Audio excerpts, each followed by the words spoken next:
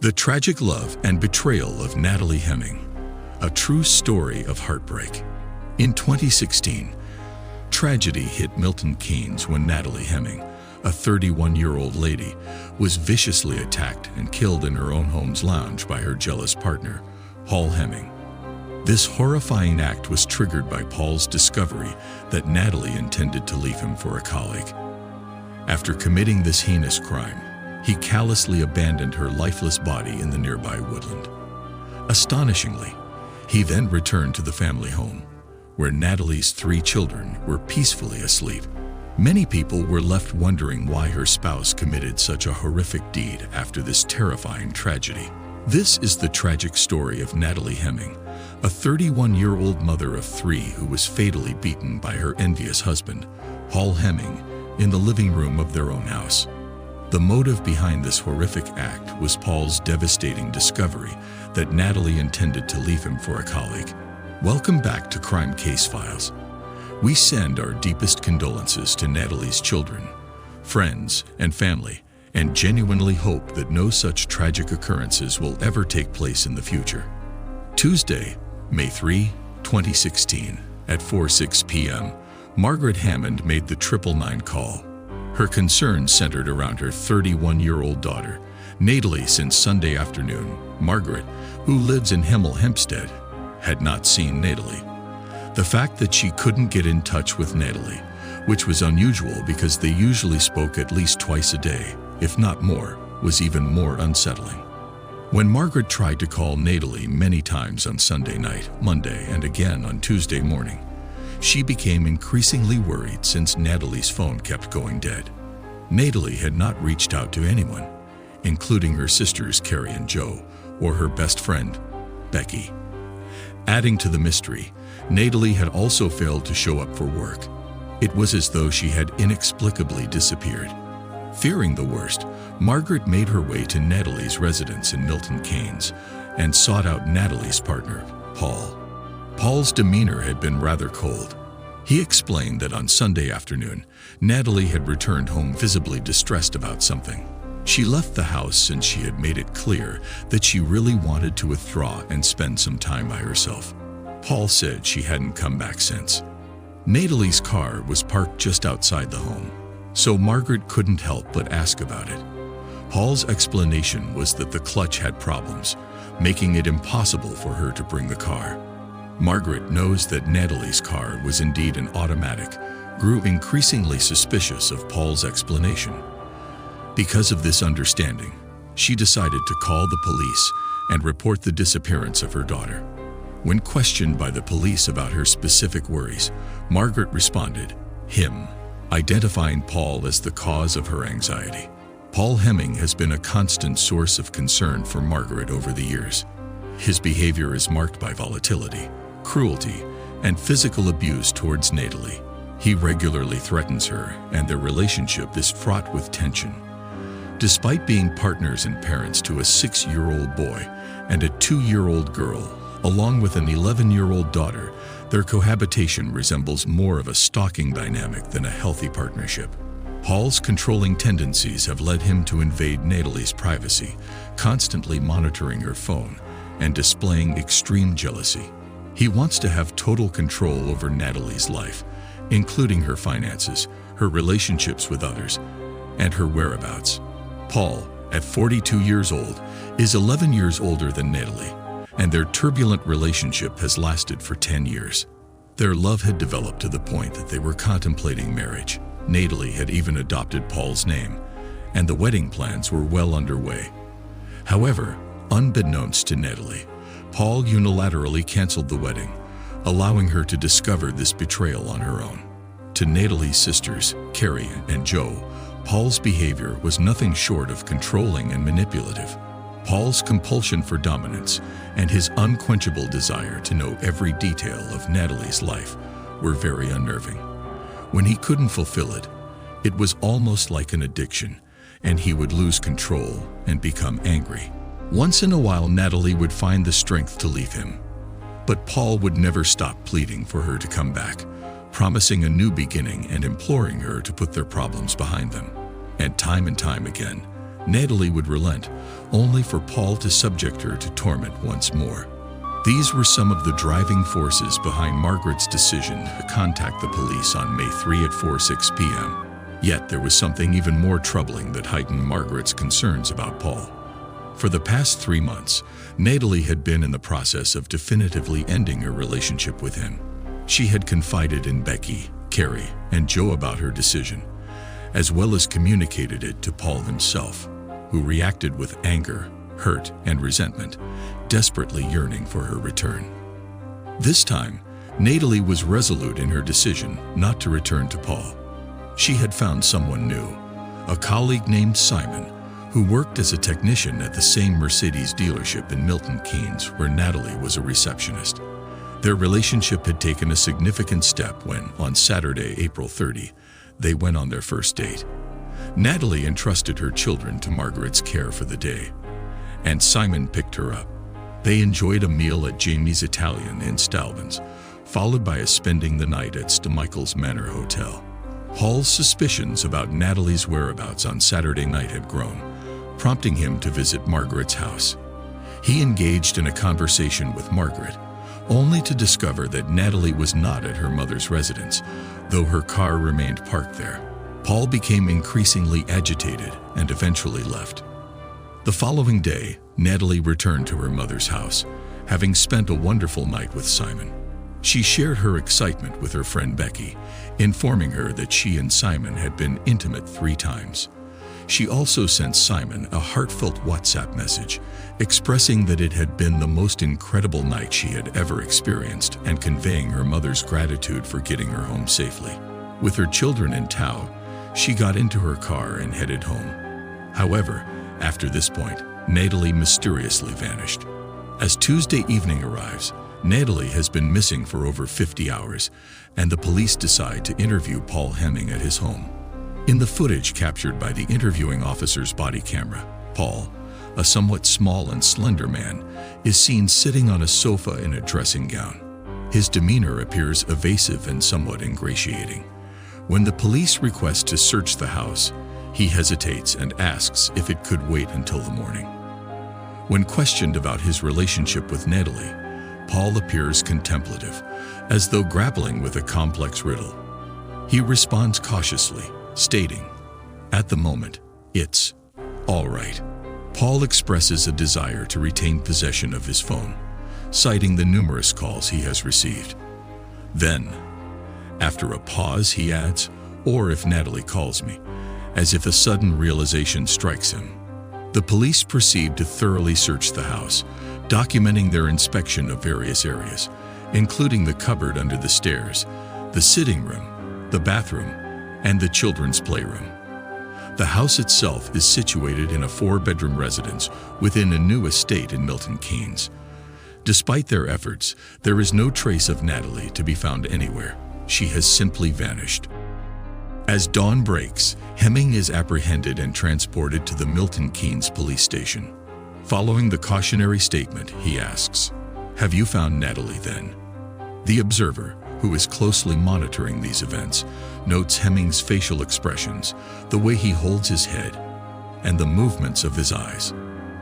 The police officers conducting the interrogation convey a sense of gravity in their demeanor and questioning. This is not a scenario involving a minor traffic offense. It revolves around the mysterious disappearance of Hemming's girlfriend, an absence he cannot explain. The observer reflects on the unprecedented nature of the situation, recognizing that this is what a man looks like when confronted by the police under such circumstances. Disposed of her body. I have tidied the house, made it look pristine, managed to cook them dinner and many more things without them knowing. That's exactly what we're saying, Paul. Impossible. Okay, then exactly 8 p.m. I'll conclude this interview. What is currently happening is Catching a Killer, a documentary directed by Anna Hall. Anna is known for her gritty documentaries, including The Hunt for Britain's Sex Gangs, where she delves into the dark stories of individuals engaged in disturbing activities and explores the repercussions of their actions. She initially approached the Thames Valley Police with a proposal to collaborate on a documentary focused on domestic violence, which they agreed to. This collaboration resulted in the film Behind Closed Doors. Following the success of Behind Closed Doors, Anna sought permission from the Thames Valley Police once again, this time to create a documentary centered on the Major Crime Unit, the division responsible for handling murder cases. Once more, the police agreed to cooperate with her project. They stipulated that if she were to spend a year investigating domestic abuse cases, it was highly likely that they would encounter a murder case during that time. When Natalie mysteriously disappears, Anna Hall and her film crew are prepared and on standby. This unique situation allows them to document a murder case involving the police, the suspect, Hall Hemming, and the victim's family from its inception to its conclusion. On the early morning of Wednesday, May 4, the film crew is in position, ready to capture every development in the case. They embark on a journey to film the entire process, starting from this moment and extending all the way through to Paul Hemming's trial at Luton Crown Court in October 2016. This unprecedented access provides an inside look into the investigation, legal proceedings, and the emotional journey of the victim's family. Following Paul Hemming's arrest, he finds himself in a cell, a narrow room with a narrow bed, where he passes the time reading a newspaper, wearing slippers. He is treated politely, almost as if he were an esteemed guest, served tea and food. Meanwhile, the police diligently gather evidence and conduct multiple interviews with Hemming. To lead the case, they appoint Detective Chief Inspector Simon Steele, who takes a methodical approach to detective work. Steele's demeanor is measured and calm, exuding professionalism. Following his involvement in the Hemming case, he has been promoted to Superintendent Simon Steele. He shares insights into his investigative methodology, emphasizing his meticulous gathering of facts and formulation of hypotheses. He organizes interviews and searches meticulously. As the days in May 2016 pass without any sign of Natalie, the likelihood of her being alive diminishes with each passing hour. After 72 hours, there remains no phone contact, no activity on social media platforms like Facebook or WhatsApp, no use of bank cards or ATMs, and no record of purchases. She has seemingly disappeared without a trace. Detective Chief Inspector Simon Steele's team diligently collects evidence and constructs a timeline of events. CCTV footage becomes a crucial part of the investigation. Carrie and Jo, Natalie's older sisters, sit down in Jo's house in Yorkshire, where they have taken on the responsibility of looking after their sister's children. Margaret, Natalie's mother, is upstairs, her health in decline since the tragic murder of her youngest daughter. Things to a whole new level, and it's one person controlling nearly all the actions or activities of the other person in the relationship, and you find yourself being controlled with your consent. So it doesn't feel in those early stages as if there's anything wrong. Paul kept promising to marry Natalie but never did. Dangling that carrot all the time gives him an awful lot of power, because if he ever feels like he's losing control, he can pull that out of the bag. He can say, let's get married, let's do it. But if he gets married, he hasn't got that power anymore. The conversation turns to Paul and Natalie's relationship. When they first got together, Natalie was 21 and Paul was 32. Carrie reminisces, "He was forever the charmer when you first met him. He was always there to make us feel welcome. As you walked in, he'd give you a hug and a kiss." She recalls the time when she brought her new baby to show to Natalie, and Paul had kindly provided clean towels. Paul had held various sales jobs and eventually worked for Ramazani, an upscale rug company in Wembley. Some of the rugs he dealt with were worth tens of thousands of pounds. During police interviews, Paul came across as ingratiating yet somewhat fragile, a blend of smooth talking and assertiveness. Regardless, he possessed the qualities of a skilled salesman. He owned a 4-bedroom house in a new estate in Milton Keynes. Carrie notes, he'd always been into sales. He had the gift of the gab. Paul Hemming had another side to his personality that was far from charming. Carrie recalls that Natalie often mentioned that he had a split personality. In his presence, Natalie rarely spoke about their issues, and she was seldom seen without him. It seemed to be a control tactic, as he preferred to keep a close watch on her and know her every move. Even when she spent time with her sisters, like Carrie and Joe, without him, he would constantly call or text, asking questions like, "What are you doing? What are you up to? Where are you going?" This level of control extended even to their day trips, with Paul incessantly messaging her. One particularly alarming incident occurred on Natalie's birthday, when she received a text from an ex-partner. Paul reacted by seizing her phone, reading the text, and then hurling the phone at her, causing her to sustain a head injury. Their relationship seemed to follow a pattern of jealousy, explosive anger, violence, followed by apologies. Despite Natalie leaving Paul multiple times, he persistently begged her to give their relationship another chance. They resided in Hemel Hempstead and had become engaged. However, Paul secretly canceled the wedding, leading to another separation. Once more, he implored her for a final opportunity to start afresh. In April 2015, he purchased the house in Milton Keynes, insisting that he had transformed and changed for the better. Despite Paul Hemming's promises of change, he ultimately failed to transform his behavior. By early 2016, Natalie had reached a breaking point and informed him of her intention to leave him. She began actively searching for apartments and even started flirting with a colleague from work. When this colleague asked her out, she agreed, signaling her determination to move on from her tumultuous relationship with Paul. On Saturday, Natalie and Simon are captured entering St. Michael's Manor Hotel at 22:47 and subsequently checking in. A camera records them walking to their room at 22:58. The following morning, at 11:38, they are seen walking past the same camera. They depart the hotel at 11:43, with Natalie looking up at Simon, her face radiating happiness. The couple leaves the hotel, holding hands, sharing the kiss before parting ways. Natalie intends to drive to her mother's house and then return home to Paul. That night, Simon sends her a message expressing concern for her well-being, to which Natalie does not reply. A significant breakthrough emerges as Steele's team discovers traffic pictures of Paul Hemming's car traveling in the countryside south of Milton Keynes on Sunday night between 10 p.m. and 1 a.m. While the photographs are too dim to identify the driver, some of them capture only the car's headlights. However, Steele notes that it's possible to identify a car's model solely from its headlights, offering a potential lead in the investigation. A pivotal moment in the investigation occurs when one of the children, the 6-year-old son of Paul and Natalie, tells the police that he heard a disturbance on the Sunday night when Natalie disappeared.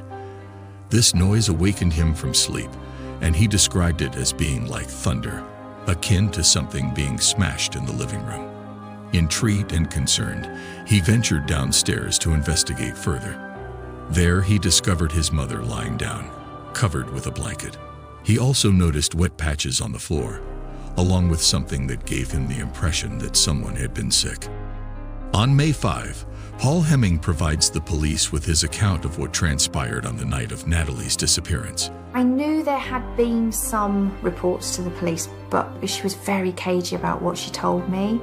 He describes Natalie as not being herself and mentions that he tried to be sensitive by stroking her face. According to him, Natalie confessed, saying, "I didn't enjoy last night. Something happened." She admitted to flirting with a coworker, a fact that Paul claimed to already be aware of. He recounted his response, stating, "It doesn't matter. We'll just put it all in the past. We'll start afresh." Natalie's response, as per Paul, was, "When we went back to his house, we kiss and cuddle, and he kept going further and further, and I kept saying no, and he kept going further. In the end, I give in." Paul Hemming provides is far from a clear confession. Instead, it appears to be a muddled story, almost like a fantasy stemming from jealousy and aggression. It revolves around a woman who had been flirting and entered a house where a forceful, violent encounter took place. In this account, she screams and protests, but the man continues his aggressive behavior until she ultimately gives in. Although not a straightforward confession, this story carries disturbing undertones and echoes of a possible confession.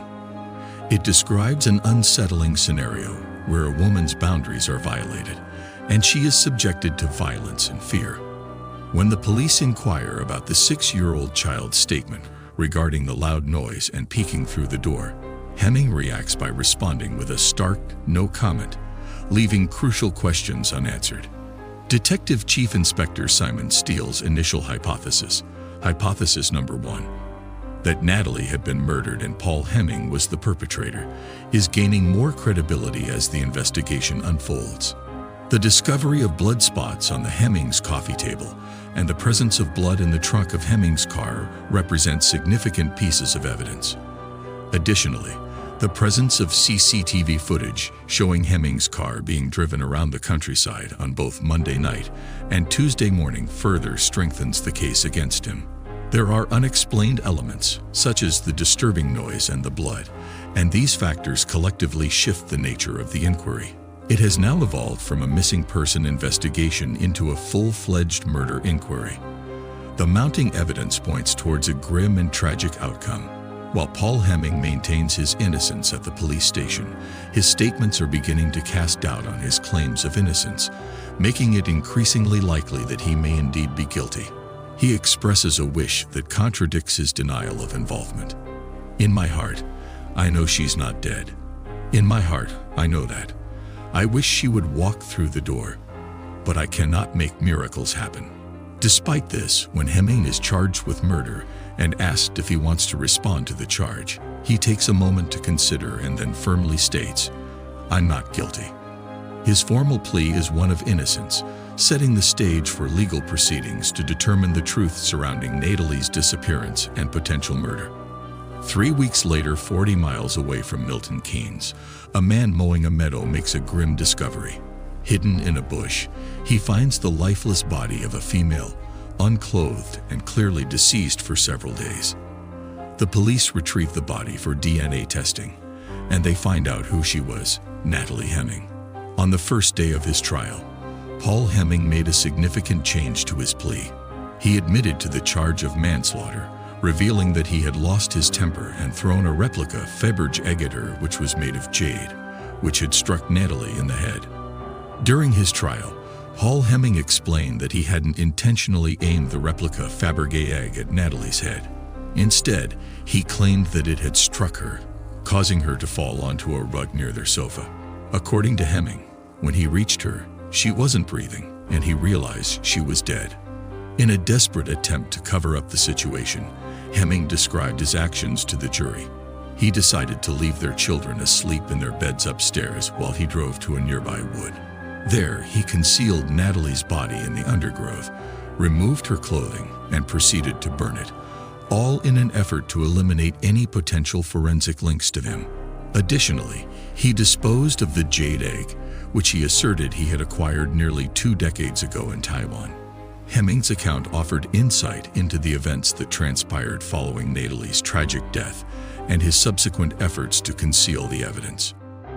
When Natalie's body was discovered, it exhibited signs of severe trauma, including a fractured skull and a broken bone in her forearm. Her injuries suggested she had attempted to shield herself from the blows she had endured.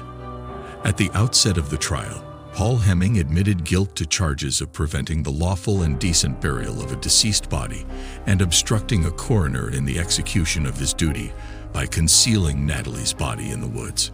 Judge Richard Foster, the honorary recorder of Luton, remarked on the apparent normalcy of the couple's family life, residing in a pleasant family home. However, he emphasized that the reality was starkly different from these outward appearances. Judge Foster described Paul Hemming as overbearing, controlling, jealous, and, on occasion, violent, noting that despite promises to change his ways, he had failed to do so.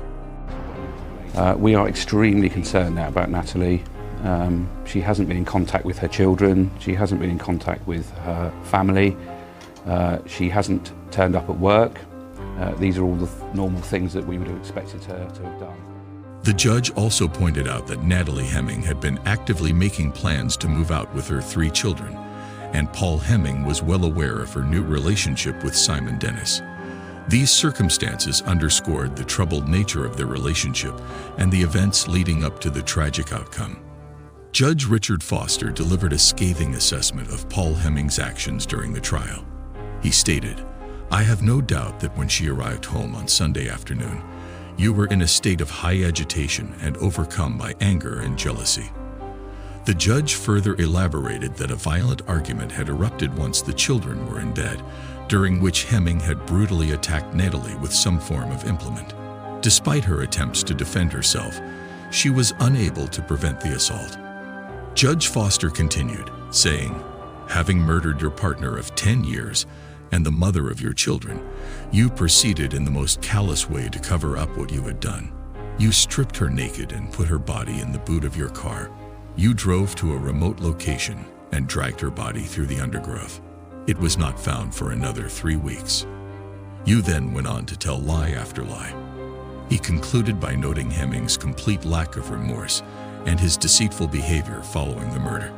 Hemming displayed no visible reaction when the sentence was handed down, nor did he react when emotional victim impact statements were read in court, detailing the profound impact of Natalie's death on her family and her 3 children. In light of this revelation, Paul Hemming was subsequently sentenced to life imprisonment for the murder of Natalie. In the heart-wrenching case of Natalie Hemming, we are confronted with a tragic story of domestic violence, manipulation, and ultimately, a senseless act of brutality that claimed the life of a vibrant and loving woman, leaving her 3 children without a mother and her family forever scared by grief. The journey we've embarked on through this script has been harrowing, revealing the darkest facets of human nature and the consequences of unchecked jealousy and control. As we conclude this narrative, let us reflect on the profound impact of this case and the lessons it imparts. Natalie Hemming was more than just a victim.